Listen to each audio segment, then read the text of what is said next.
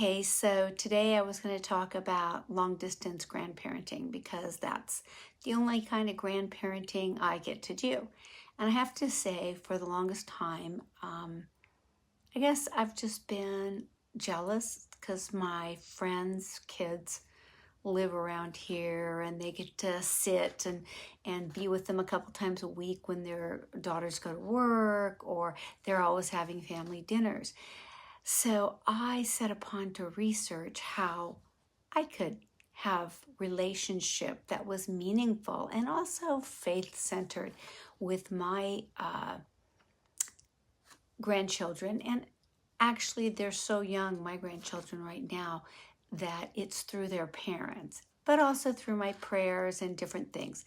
So I have 5 tips that I explain, and they're based on, I just did a lot of research and a lot of reading other people's books and what has worked, different things that have made it possible. The first is to always obviously have a foundation of prayer, and I go into a little bit how that can look over time. And the next one is to respect their parents' path.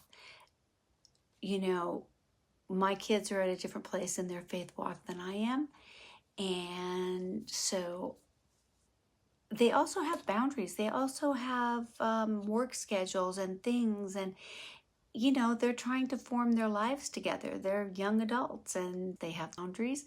So I have a section on that. The next section, I wrote a little blurb on using technology because there's so many cool things you can do with technology.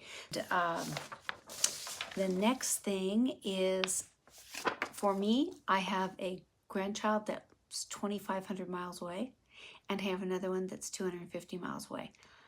Both come with different challenges as far as trying to make arrangements to see them. I can do things at a distance, but as I said, my grandkids are very young. I still use some technology, but it also takes some budgeting and prioritizing to make sure that I can make those trips for them, and perhaps even assist if they want to come out and see us. So I go into marshaling and planning for your budget and your resources in order to have a very consistent over time relationship with those grandkids.